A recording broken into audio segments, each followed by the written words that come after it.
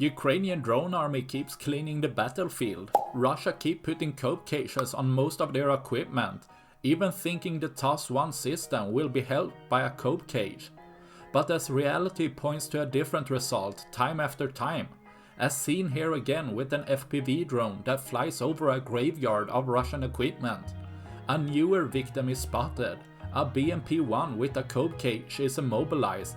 As the FPV drone turns around, it can hit basically anywhere on the armored vehicle, as the armor is too thin to stop a shape-charged warhead.